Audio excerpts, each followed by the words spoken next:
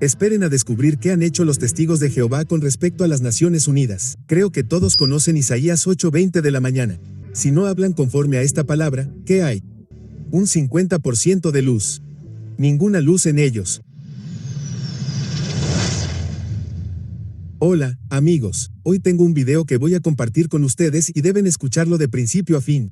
Amigos, hay un mensaje poderoso aquí y tenemos que adentrarnos en él, y el título de este es, La muerte de la verdad, dice Dios, pero creo que es como una iglesia se separa de las Naciones Unidas. Oh, esperen a escuchar esa historia. Esto es del pastor Tim Ramsey. El pastor Tim Ramsey y yo estamos en comunicación. Lo conozco desde hace un tiempo. Hemos trabajado un poco en el pasado y él vendrá a AMC.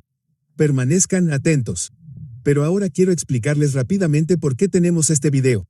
Este es un artículo publicado en Adventist Review 2015. ¿Por qué los adventistas participan en las reuniones ecuménicas de la ONU? Ahora escuchen algunas de las preguntas que se hacen aquí, y nuevamente estamos hablando de 2015. Este no es un tema nuevo de Ganin Dobb, director de Asuntos Públicos de Libertad Religiosa de PAL. Tengan en cuenta que Nun Dobb ya no es el director de PAL.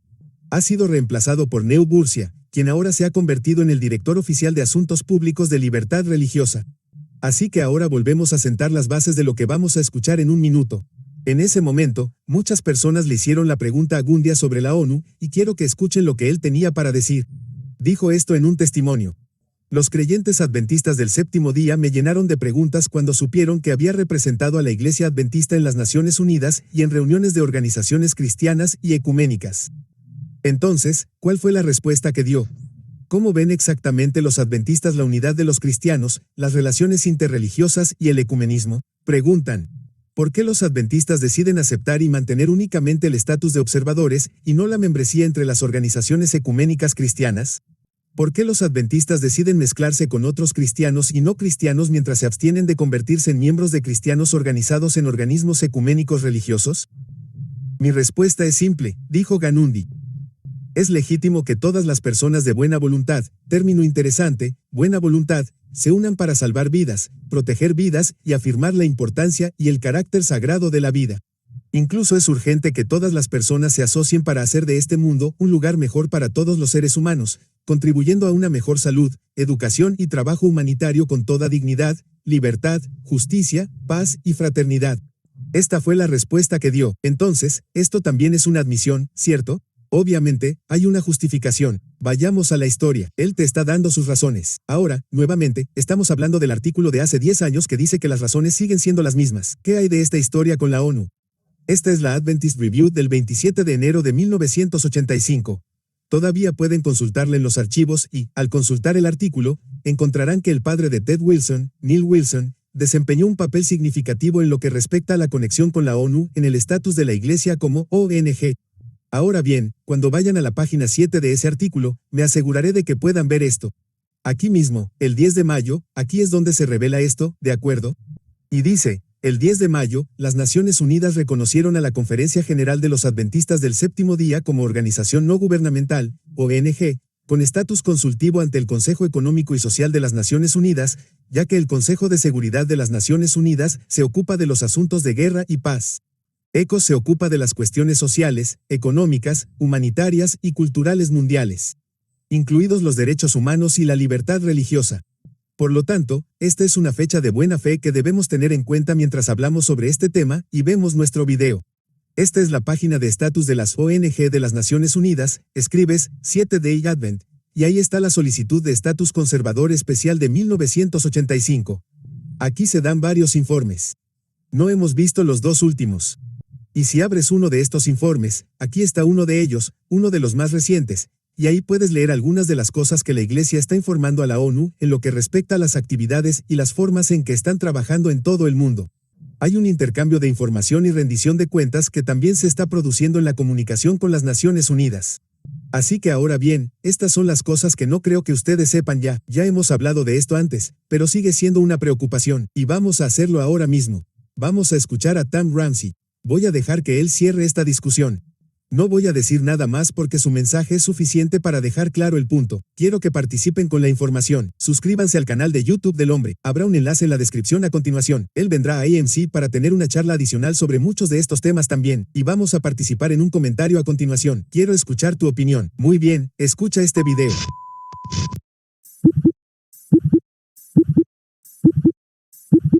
Solo tengo una opción y es la verdad.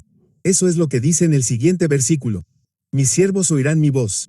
Ahora quiero ver brevemente, mientras terminamos, un caso de estudio para esta tercera tentación de la declaración de Satanás. Voy a contarles la historia de una iglesia que se fundó en el siglo XIX en la parte oriental de los Estados Unidos. Surgió de un enfoque en el estudio intensivo de la Biblia, especialmente la profecía bíblica, y desde entonces se ha convertido en un movimiento multinacional y de múltiples miembros con un fuerte énfasis en el testimonio y la evangelización. Sus doctrinas centrales incluyen la creencia de que la venida literal de Cristo ha sido o será precedida por un evento invisible en el cielo en el que Cristo recibe su reino. La visión históricamente escéptica de la Iglesia sobre la política mundial dejó a sus miembros conmocionados por la revelación de que su organismo rector era un miembro aprobado de las Naciones Unidas como ONG. Y me refiero, por supuesto, a los Testigos de Jehová. Quizás conozcan su historia. En 1963, votaron oficialmente para aceptar esta resolución. Esta organización internacional, las Naciones Unidas, defiende la soberanía mundial de los hombres políticos. Durante años, los hombres sin fe en el reino de Dios se han esforzado por lograr que todas las personas adoren esta imagen internacional de la soberanía política humana, como la mejor esperanza para la paz y la seguridad terrenales. De hecho, la última esperanza para la humanidad. Sin embargo, nosotros, como testigos del Dios soberano Jehová, continuaremos negándonos a participar en tal adoración idólatra, porque vemos bajo la iluminación angelical que Dios ha herido a tales idólatras con una úlcera maligna, simbólicamente hablando, que significará la muerte para ellos como adoradores de imágenes espiritualmente enfermos, que adoran una creación política hecha por el hombre en lugar del Creador del cielo y la tierra. Esa fue una declaración bastante fuerte, ¿no? Y en 1963, los Testigos de Jehová votaron oficialmente para aceptar esto como la visión y declaración oficial de su iglesia con respecto a las Naciones Unidas. Ahora bien, por supuesto que no estamos de acuerdo con todas sus opiniones sobre la profecía o la Biblia, pero tienen buenas razones para ver a las Naciones Unidas de esta manera. Quizás hayas oído hablar de la sala de meditación de las Naciones Unidas, que está enterrada en lo profundo del centro del edificio de las Naciones Unidas en la ciudad de Nueva York. A veces se la llama Sala del Silencio. Y es muy interesante, ese bloque que ves es una pieza de mineral de hierro de 6 toneladas. Y los cimientos llegan hasta el lecho de roca, no sé, probablemente a cientos de pies por debajo. En realidad, es un altar, de 4 pies de altura. Se apoya en 2 estrechos travesaños y hay un folleto que al menos en un momento dado lo explica, y dice esto: la piedra en el centro de la sala tiene más que decirnos.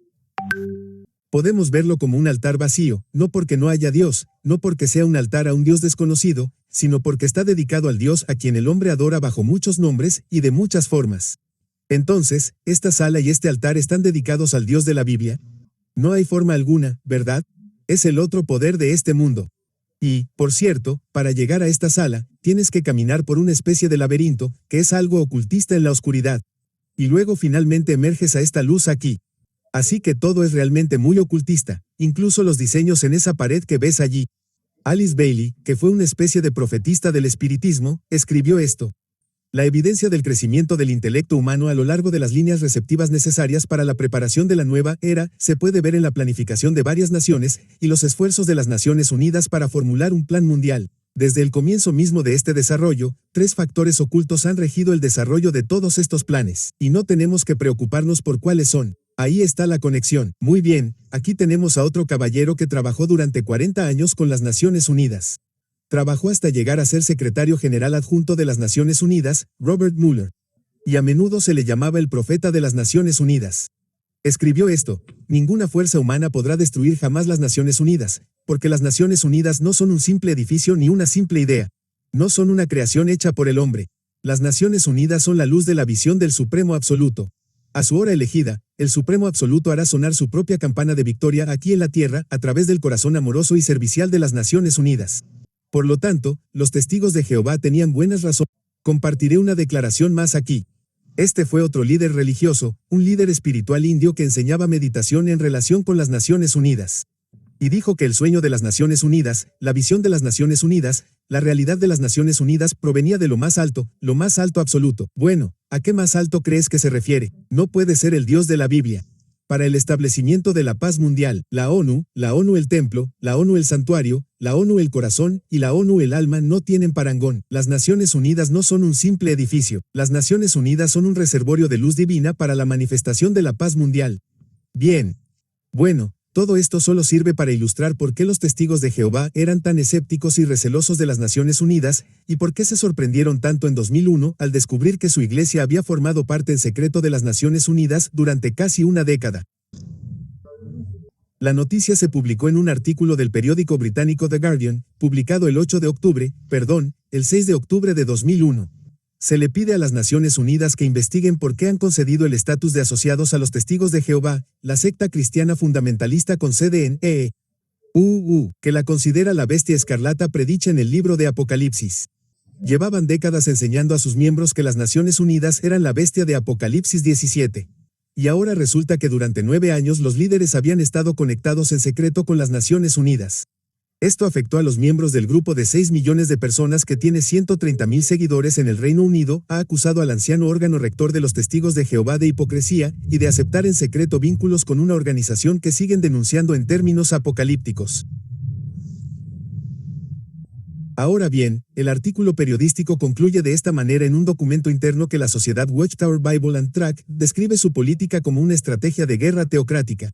Afirma, y ahora cita de la revista Watchtower, que por supuesto es la revista oficial de los testigos de Jehová, que en tiempos de guerra espiritual, es correcto desviar al enemigo mediante que, ocultando la verdad, se hace desinteresadamente y no perjudica a nadie, al contrario, hace mucho bien.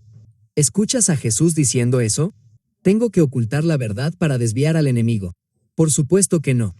Así que esto creó un gran foco de confusión dentro de los testigos de Jehová y, a los 2 días de la publicación de este artículo periodístico, el órgano rector de los testigos de Jehová había enviado una carta a las Naciones Unidas solicitando que se les retirara su condición de ONG. Y el día después de eso, el 9 de octubre, la ONU respondió diciendo, concedemos su petición. Ahora ya no forman parte de las Naciones Unidas. Tardaron 3 días en resolver el problema. Así que una semana después, apareció otro artículo en The Guardian. Esto es lo que decía. Los testigos de Jehová se desafiliaron apresuradamente de las Naciones Unidas a los pocos días de un artículo de The Guardian en el que los miembros acusaban a la secta de hipocresía por apoyar a una organización que ha denunciado repetidamente en privado.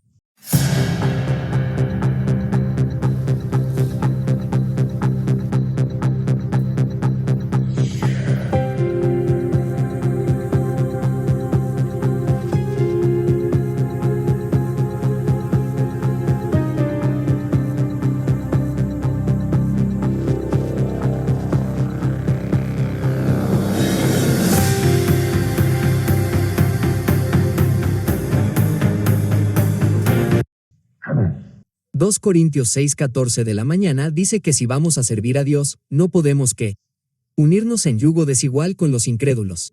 Porque ¿qué compañerismo tiene la justicia con la injusticia? ¿Y qué comunión la luz con las tinieblas?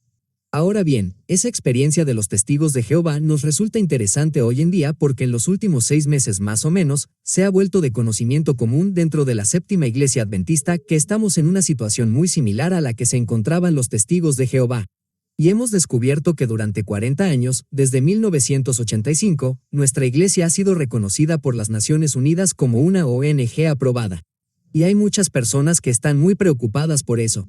Y yo soy una de ellas. Creo que la Biblia es muy clara en cuanto a que no deberíamos tener este tipo de relaciones.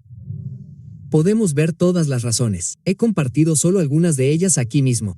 Jesús lo dejó muy claro en esa tercera tentación. Iba a construir su reino, pero no iba a usar los métodos del mundo. Amén. Y no iba a ponerse bajo el poder y la autoridad del, que es lo que hace si eres reconocido por las Naciones Unidas. Está muy claro que todas estas organizaciones sin ánimo de lucro reconocidas están allí para repetir y difundir el mensaje y la misión de las Naciones Unidas. Así que concluiremos con esto, el gran conflicto, página 588. La línea de distinción entre los cristianos profesos y los impíos es ahora apenas perceptible. Los miembros de la iglesia aman lo que el mundo ama y están dispuestos a unirse a ellos. Y Satanás decide unirlos en un solo cuerpo y así fortalecer su causa al arrastrarlos a todos a las filas del espiritismo. Los papistas que se jactan de los milagros como señal cierta de la verdadera iglesia serán engañados fácilmente por este poder milagroso, y los protestantes que hayan desechado el escudo de la verdad también serán engañados. Papistas, protestantes y mundanos aceptarán por igual la forma de piedad sin su poder. Y verán en esta gran unión un gran movimiento para la conversión del mundo y el comienzo del tan esperado milenio.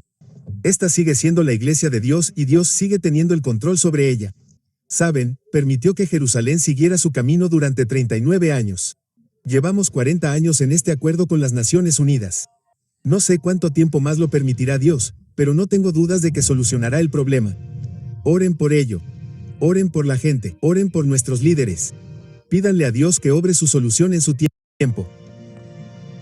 Pero debemos recordar que solo hay una forma segura de determinar la verdad, y es lo que Dios dice. No lo que pensamos ni lo que sentimos, sino lo que Dios dice. Y si ponemos ahí nuestros cimientos, Dios promete que nos llevará a casa sanos y salvos.